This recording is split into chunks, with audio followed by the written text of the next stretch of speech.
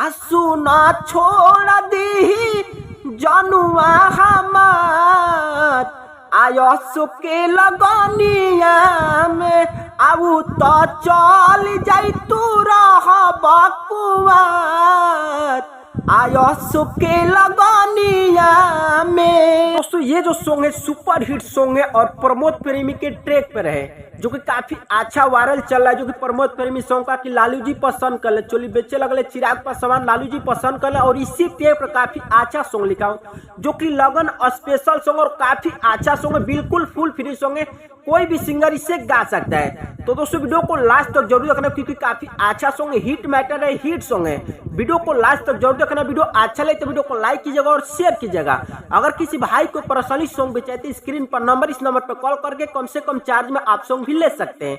सो दोस्तों चलिए अपना सॉन्ग स्टार्ट करते हैं।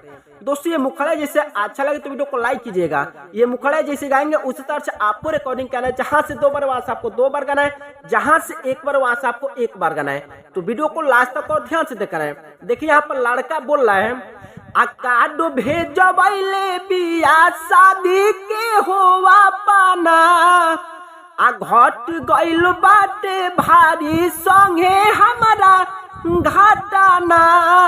थोड़ा सा उठा कर गाना, इसे थोड़ा सा मैं स्लो गा देता हूँ, आप उठा कर गए।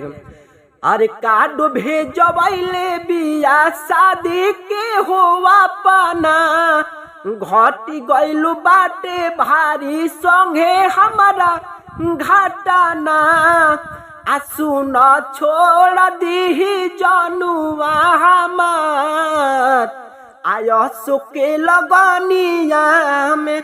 फिर लास्ट में कोर्स है आऊ तो चल जाई तू रह बकुआर आयो सुके लगनिया में आऊ तो चल जाई तू रह बकुआर आयो सुके लगनिया में।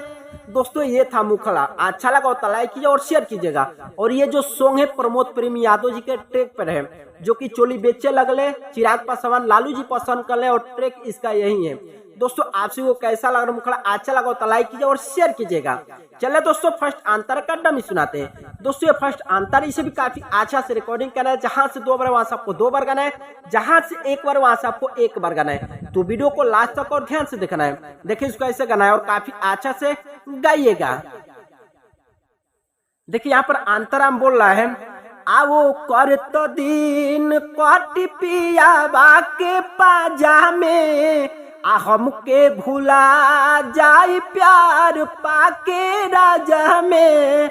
और यहाँ से आपको 2 बार गाना है आवो कर तो दिन कट पिया बाके पाजामे हमके भूला जाई प्यार पाके राजा में 14/5 के आवता बारात आयो सुके लगनिया में। फिर यहाँ पर कोर्स है आऊ तो चल जाई तू रह बकुआर आयो सुके लगनिया में आयो सुके लगनिया में। दोस्तों ये था फर्स्ट अंतर। उम्मीद करता हूँ आप को अच्छा लगा तो लाइक कीजिए और शेयर कीजिएगा। जैसे गा रहे हैं उसी आपसे को गाना है। चले दोस्तों फर्स्ट यानी कि लास्ट अंतर का डमी सुनाते हैं। दोस्तों लास्ट अंतर इसमें आपको सिंगर का राइटर का जो भी अपने दोस्त का किसी का भी नाम डाल करके कोई भी सिंगर इसे गा सकता है, बिल्कुल फुल फ्री सॉन्ग है। देखिए यहाँ पर लास्ट अंतर में लड़का फिर यहाँ पर लड़का बोल रहा है आहो ताबे शादी सुनाओ कारा मरजी से अल्लाहंगा बेलाउज सियाबावे सोनू दरजी से। और यहाँ पर नाम आप सभी को डाल देना है आहो ताबे शादी सुनाओ कारा मरजी से अल्लाहंगा बेलाउज सियाबावे सोनू दरजी से कोई सोनो हाल पहले बिया 76 हमार आयो सुके लगनिया में आऊ तो चल जाई तू रह बकुआर आयो सुके लगनिया में।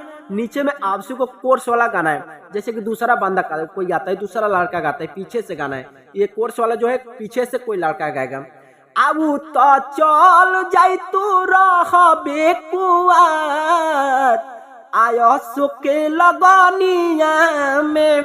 दोस्तों आपसे को ये सॉन्ग कैसा लगा कमेंट में जरूर बताना। ट्रैक आपसे को पता चलेंगे कि प्रमोद प्रेमी जी का ट्रैक है और ट्रैक का नाम है अचोले बेचे लगल चिराग पासवान लालू जी पसंद करेले। और इसे ट्रैक पर लगन स्पेशल सॉन्ग लिखा हूं जो कि काफी अच्छा सॉन्ग है, बिल्कुल हिट मैटर है, हिट होने वाला सॉन्ग है, न्यू सिंगर के लिए काफी अच्छा सॉन्ग है। सो दोस्तों ज्यादा अश्लील भी सॉन्ग नहीं है, लगन स्पेशल सॉन्ग है, बिल्कुल फुल एंड फ्री सॉन्ग है, कोई भी सिंगर इसे गा सकते हैं। वीडियो आज का आपसे कैसा लगा कमेंट में जरूर बताना। अच्छा लगा तो लाइक कीजिए और शेयर कीजिएगा।